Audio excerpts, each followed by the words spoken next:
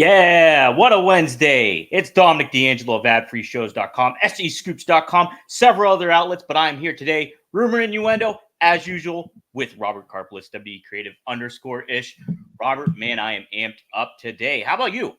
Dude, you are fired up. You're in a yellow shirt like you're in Robert Altman's Popeye. Yeah. I don't know what's going on here, man, but I'm excited. I was literally on a work call that just wrapped, so I'm a little late to the party, but happy to be here at the party and happy to be joined by a couple of folks live in the chat. Greg Jacobson says, "Happy Wednesday, gang. Seems like you guys are in a good place." Oh, we are, and we'll get to that. Ron Ward, I've got a great idea for a sitcom. It's Robert trying to get Dom to pronounce European hockey player names correctly. We can get bonus content of Scott trying to spell it. I'm not bad at European hockey player names. Just saying. I like that. And then Thigh Slaps and Steroids says, let's get Hump Day started off proper with Dom-ish and R&I. Love it, guys. Love that we are here for a jam-packed Wednesday edition. Dom's all fired up. He's got his Knicks hat. Let's get rolling. Let's get rolling indeed, like Jalen Brunson down the court, huh? Hey, okay, we're going to talk a little bit about AEW Dynamite. You said a boot. You went Canadian on me because we mentioned hockey for 11 seconds. I know, right? I'm in mode now. WE is forming a new relationship with a certain promotion. I'm going to touch upon Vince McMahon's a little statement he had on the Can you not raise that as I'm going to touch upon when talking about the Vince stuff? Good point. Good point. Begging you, Mr. D'Angelo. Touche, Robert Karpelis. And then we're going to talk a little bit Cody Rhodes and NXT last night. But Robert, as usual for Wednesday, let's start off with AEW Dynamite and what that show has on tap. The Dynamite is going to be featured in a main event of Will Ospreay taking on Rey Fenix for the AEW International Championship. I just noticed you labeled this episode with the Dynamite. I did. I love that this is your gimmick now. It's your thing. I'm just a passenger on this journey. What was that match you just said, by the way? Funny you should say it that way because it seems like it's very understated. It's Will Ospreay taking on Rey Fenix for the AEW International Championship. That is the featured match of the night. That's a big match. That was so Rey Fenix won the 4-way for this, correct? Correct, yes. Which I thought was a 4-way for competing for the TNT title. Nope. Which is a totally separate tournament that's going on. Correct. And we're having this match despite the fact that there was a Danny Garcia video package promoting how he wants to challenge Ospreay for this title and overcame the car accident and years of struggle to get where he is now. Mm-hmm. And Ospreay is the number one contender for the world title. I'm still piling on. I'm piling on, Dom. And so we're getting babyface Rey Fenix versus Will Ospreay on free TV in the main event of the Dynamite. And it almost seems like Rey Fenix is overshadowed with everything. And despite him being like we said this before, being a top star for AEW when they initially signed him in Penta. Like, this is a pay-per-view caliber match if booked properly. And, for them to just throw it up on Dynamite after a week since Phoenix is qualified, he feels like he's in an eliminator match. And we know what happens with eliminator matches on AEW Dynamite. They never work out. So this is a stepping stone. We're going to see Danny Garcia go up against Ospreay, and Rey Fenix is back to being a tag team after this week. It's very frustrating. It's a great match. I'm excited to see it. I'm excited to see it go down, but it should be happening on pay-per-view, and it should be with a better build than what we're getting. I think it's two wildly talented performers who are going to have a great match on TV. And this is sort of the new strategy that Tony Khan is employing. If we advertise exciting matches, first ever matches, big time matches, the audience is going to show up to see them. They know they're going up against sports playoffs, as you pointed out yesterday. Yeah, the sports playoffs. I'm excited. The sports playoffs are going on. So you need someone that's going to be like, oh man, I got to tune in to see X. The ratings have not really shown that really moves the needle. Ospreay is the guy for them. I think we've sort of seen that of late. He's blossomed into this complete performer. He's a guy who fires up the crowd. His promos are on point. He makes angles feel more important than they are. We saw that with the Roderick Strong stuff, and his matches are always incredible. And I think Christopher Reed hits on it here. Strategy for the sickos. Yeah, that might be it. You're booking for your hardcore fan base, and that's great if you're trying to sell DVDs in Reseda. Right. You're trying to sell a national television show. I'm excited to see Ospreay and Rey Fenix. I think it's going to be a great match, but I have that same feeling of like the Swerve main event last week where what did it get you? You had Swerve against Roderick Strong. It was a clean finish, and then there was no post-match angle. And, it is. You can book for the sickos, but you can book for everybody. You don't have to just book for the sickos. No, you don't want to book for everybody. Most people are idiots.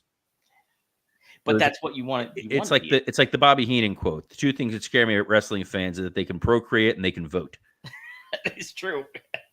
But, you can have blockbuster matches. We saw on Raw. Ilya Dragunov and Braun Breaker was a barn burner of a match, but it furthered angles. With Dragunov too and Breaker together, like you could see that. Okay, like Breaker got the better of him this time, but what can we expect next time coming forward? Now, there's another side of this, because there's people who are listening, who are watching this, who are AEW fans. They love what they're seeing. They're going, guys, we're getting a great match. Just shut up and enjoy it. And a part of me completely agrees. Just shut up and enjoy this. I think it's going to be a great match, and people are going to absolutely love it. But for the longevity of the company, for the way that wrestling sort of operates in 2024, you need to get more. And before somebody says you're an old man, you're yelling at clouds, if everybody was going wild for this, the ratings would be skyrocketing. And the fact is that the ratings over the last several years have gone down, and some folks have gone to a better place. Let me ask you this, Robert. Has Ospreay lost since officially being a full-time member of the roster in AEW? Has he lost yet? You're implying the win-loss records matter in AEW. Yeah. No, I don't think he's lost since he's been a full-time member. Mm-hmm. But again, that's semantics, because he's been on pay-per-views as not a full-time member and has not been successful. So I don't believe he's lost since he's signed. Andrew Hermes says only in a tag match. There we go. So, like, think of the significance that would happen tonight if you had Rey Fenix beat Ospreay for that international championship, and then you completely spin my viewpoint on its head, where it's like, okay, he won. He's a singles championship, and they're moving forward with him, and they're moving forward with Ospreay at Forbidden Door. But then you also mentioned the fact Daniel Garcia wants that international gold and is called out Ospreay. So is that really going to happen? I don't think so, but that would be something. It would make Phoenix feel more significant than what he is currently slated at. So I don't know. There's a lot of frustrating aspects here. I'm excited for the match. Don't get me wrong, but it's just. But that's you're hitting the nail on the head. Like, we should not be this trepidatious and frustrated about a match that we both really, really want to see. All right. This isn't like Ospreay versus Satnam Singh. Yeah. All right, you're not giving us something that nobody wants. It's the fact that no, you don't. You're a sick man, Dom. You need help. I'm a sicko. You are, yes. That maybe that shirt is prison issue, and that's what's going on here. You're giving the fans something that they want, but not in the way that it should be presented, not in the way that it truly deserves. And I've said this before: you can book amazing 6-7 star matches every week if there's nothing behind him. I could literally just say, all right, you're going to get, Jay White wrestling on the show tonight against Swerve. Just put that out there. That would deliver as a hell of a match. Right. Doesn't really mean a whole hell of a lot, but you could do it. You want to have some teeth behind it. Maybe I'm being too harsh. What else is there on the Dynamite? Well, I know this will lighten your mood a little bit. Oh, it's good. Chris Jericho's TV Time talk show with guests, Private Party Mark Quinn and Isaiah Cassidy. Now, you know that this is for you, Robert. That's totally up your alley. It is, because it gives me something to fast forward through. I'm kidding. No, I watch every minute of Dynamite. I like to see what they're doing. It's like studying the Zapruder film. You're now taking this TV Time with Chris Jericho thing to work with Private Party, whom we've had 3 or 4 starts and stops with. And this is another one of those where Chris is working with younger talent to pull them up. And then the problem is it doesn't go anywhere. Mm-hmm. So Private Party, I thought was going to be a team they were going to put some steam behind when they beat the Bucks at the onset of Dynamite. Yeah. You're like, oh, this is your new hot young team, and then nothing with them. Then you had Top Flight and nothing with them. And I understand there's injuries. I get that. Really unfortunate injuries that happen to both of those teams. But when they are there and they are healthy, you build them up and then do nothing with them. Private Party was entangled in that Hardy situation that seemed to exist on like Rampage. Mm-hmm. So it was very hard to really pay attention. So yeah, they're going to put them on here, and we hope, like Charlie Brown about to kick the football, hey, this is the time that they're going to use this Jericho and Big Bill storyline to elevate a brand new, elevate a young tag team, not a brand new tag team, and make these guys stars. And then in a month, when they're not on television anymore, we'll be like, okay, have fun with Action Andretti. Again, like, I know this isn't a match here, but this almost seems like a stepping stone for Jericho and Big Bill to get to Samoa Joe and Hook. Like, so you're, again, writing off a young team that should be getting built up properly since the inception of AEW, basically, and you're just putting them back on the back burner yet again. There's a lot of predictability going on in this card, as per usual with Dynamite. And yeah, I don't mean to dump on Dynamite, but listen, they have not had a good track record of making me think otherwise when it comes to what they're doing. And we've said predictability is not a bad thing in wrestling. No, not at all. You want something that follows a logical progression rather than just throwing stuff at the wall and seeing what happens. But when I'm looking at it now, and I see you sent there was more matches on there that we'll definitely want to dig into, but it's like, all right, I can already tell how this TV time segment is going to go, and I can already tell it's going to go 11 to 13 minutes when it should go 3 minutes or just not happen. Right. And Robert, you mentioned it. There are some other matches on here, but it feels very paint by numbers in what's going to happen with no story in between, basically. We have Mercedes Moné. Help me with this name. Not a chance. I want to watch this happen. Mercedes Moné taking on Zeus. Zeus for the TBS Championship. Zeus. Okay. I like that one. I think that's the best one. But yeah, Robert, I mean, come on. What's going to happen here, huh? She's going to wrestle Zeus. Yeah. And it's going to be it's going to be a hell of a match. It looks like Zeus had competed in the Mae Young Classic before, and she's an interesting one-off for Mercedes. It's clearly somebody for Mercedes to beat to show she can compete on an international scale. Yes. But it's one of those situations where, what am I getting? I know there was the other woman that they had a video package for and highlighted last week. I don't think that was Zeus, but it didn't stick with me enough to be like, oh, it's going to be this woman. So you have to set up a challenger for Mercedes for the Forbidden Door pay-per-view, and you have to show that she can work with a luchadora. This is like really telling to like Tony Khan booking on the fly too. What we're getting. You got now Dustin Rhodes built to his match within a very small time frame by cutting a promo on Collision, I believe. And so now he will be facing Jack Perry for a qualifying match for that TNT championship. And I'm intrigued by the match itself, like I am with Ospreay and Phoenix, in a different light. But we still know what's going to happen. This is all predicted. These are all eliminator matches, Robert, it feels like. It's eliminator matches, and they're leveraging the fact that it's Dustin, who they did the same thing with him and Joe. You're trying to like leverage the guy who's Cody's brother. Mm-hmm. And create this fake sympathy around how he wants to win a title and he's a sympathetic babyface that everyone's going to cheer for. So when the dastardly Jack Perry beats him, everybody's extra mad. We know that Jack Perry is gonna win, and it'd be interesting if he didn't win and they find another way to shoehorn him in there. But he's gonna win, and he's gonna beat an established guy who's gonna try to make him look good. Yep. And then we have it's a 3-man tag.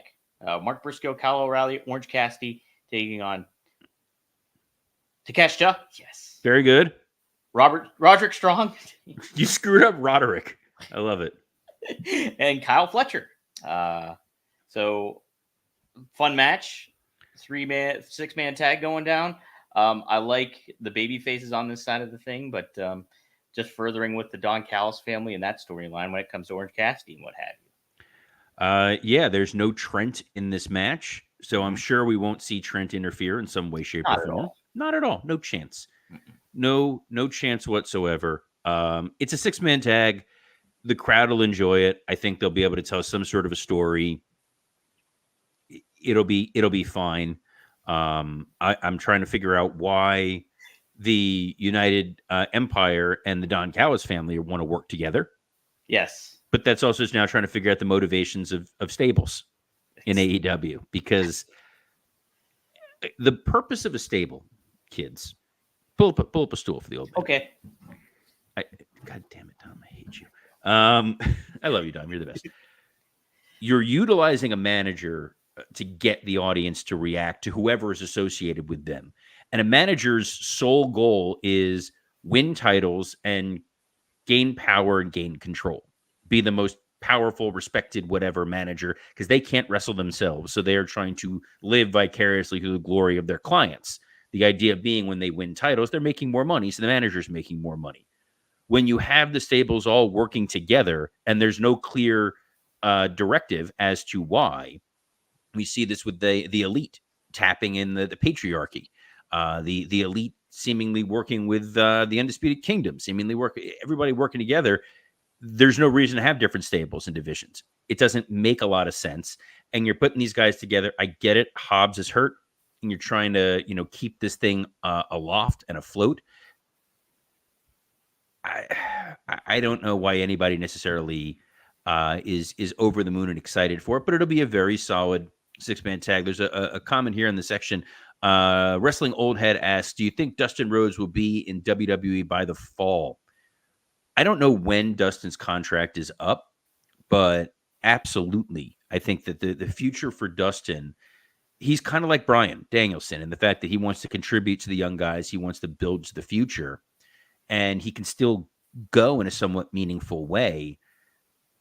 All roads seem to, no pun intended, seems to lead to him going to NXT as another guy, fulfilling your dad's legacy, being able to help with that brand, being able to build the future.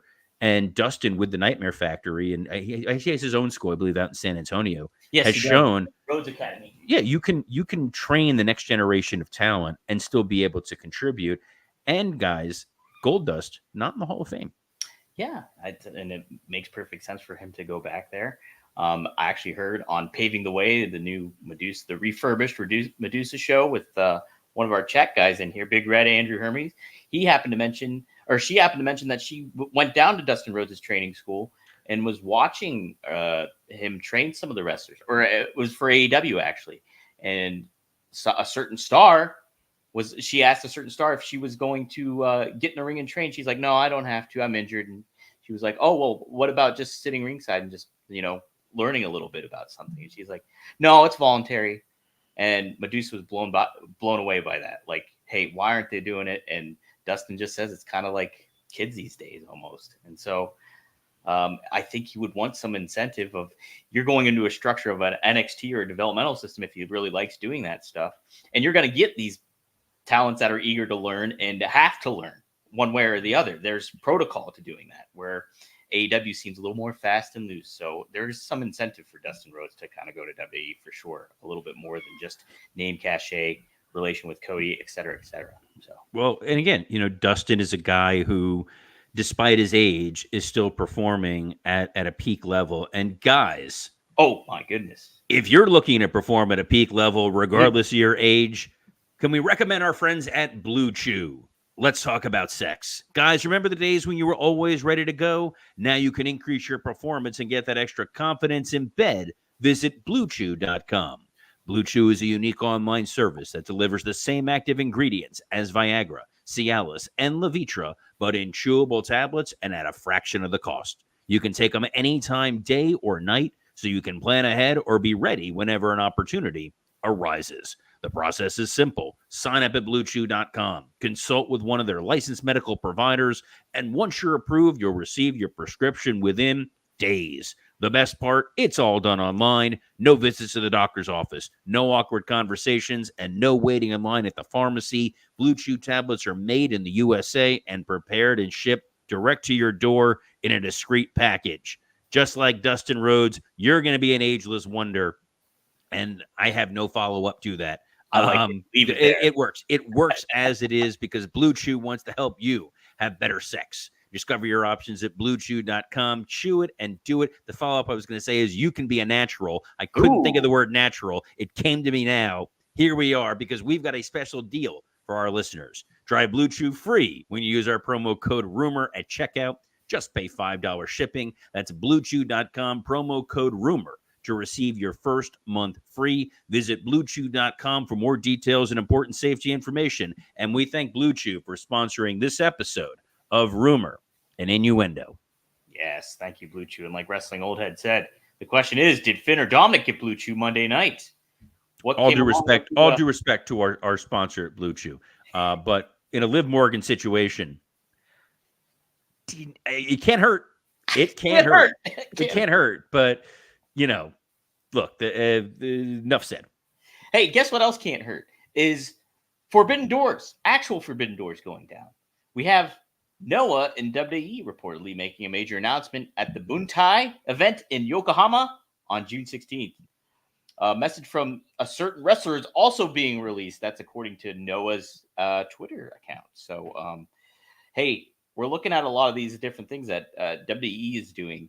And AEW's got Forbidden Door, the pay-per-view itself, but they're actually really making those crossovers intriguing from TNA and NXT to now potentially NOAH here. So, Robert, it's just good stuff for WWE going on moving forward, huh?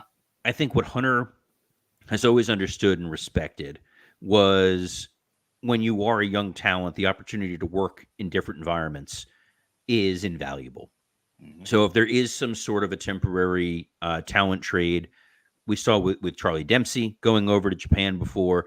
Regal obviously knows the value of getting to compete over there. So the chance to maybe send some of the younger talent to go do a tour, a stretch in NOAH, would really be impactful. I remember years ago when we sent Wheeler Yuta over to Japan. And the performer that he was when he left, the performer he was when he came back, was almost night and day. So I think there's an absolute value in what NOAH can offer. Right. I agree 100%. And it just speaks to the level of, hey, this Forbidden Door concept with AEW, it's really kind of overstayed its welcome and kind of time to move on from it. Hey, let's talk a little Vince McMahon, huh? I know Robert loves it. I love it. WrestleNomics was issued a statement by the Vince McMahon legal team regarding the feds getting involved with the legal case between him and Janelle Grant. So here it is. Mr. McMahon is eager to prove Miss Grant's claims are false and expose her lies, but it did not object to the government's request to pause the matter in connection with the investigation regarding disclosures at WWE. Following a 6-month stay when his legal team is able to get discovery and depose Miss Grant and others, the evidence will show that the relationship was consensual and Miss Grant's allegations are malicious fabrications of a jilted lover. Just found this kind of to be interesting that they're outright reacting to the feds getting involved. What do you think about this, Robert? Is this confidence in what they have, or is this them trying to steer the course as much as they can till the hammer drops? It's posturing and controlling the narrative. It's what they've been trying to say all along, that this was consensual, and they're trying to make it seem that let the federal government get involved and uncover the evidence, because we're confident that the evidence that they're going to find is that of a fully consensual relationship. And when the federal government finds that, this case against Mr. McMahon will evaporate. Yeah, but what we've talked about with the feds getting involved, it's usually like what, a 95% success rate that happens. Well, by God, he beat the federal government before. He's going to beat him again. Oh, Jesus. How about that? Well, how about it? How about it, Pete Rose? Yes. All right, we're gonna finish strong here with a moment of Cody Rhodesness. Yes. Cody Rhodes was on NXT, Robert, and he reunited with AEW guys like Sean Spears, Ethan Page, Lexis King, formerly known as Brian Pillman Jr. And that was kind of an interesting segment. I got to see the clip right before we recorded here. I sent you the clip. That's why I know you saw the clip. Yes. And and then on top of it, he gifted JC Janes his dashing Cody Rhodes mask. And then on top of it, after he was done appearing on NXT, he said, like I see, there's a magic at NXT, and I wanted some of it. Thank you to the Locker Room and USA Network for having me. Man, what a promotion artist Cody Rhodes is. Even name-dropping USA Network in his tweet. He's a smart man. Look, the little cute moment there with Ethan Page and Sean Spears and Lexis King, that you guys look like you're in a better place right now to take the subtle shot at AEW. I maintain my consistency. Same thing I say with AEW is you don't really leave it alone. I get that it's a buzzy moment and it's going to get views and clicks or whatever, but in the grand scheme of things, I don't think it necessarily matters all that much. It's a fun thing. The moment with JC Jane is a little bit more fun, where you're giving the rub, so to speak. And I think that NXT gaining this air of unpredictability going into a battle royal next week can't hurt. And what can't hurt, guys, is catching all the different shows that Mr. Dominic D'Angelo is a skilled producer of. Yes, one of a kind with RVD every Monday at 4:20 p.m. Eastern Standard Time. Me and RVD drop that podcast. We go live too every week, a little bit before that. So be sure to tune in to rvdtv.com and onetruesporttv.com. You can catch us live, or you can catch an episode or a clip of RVD.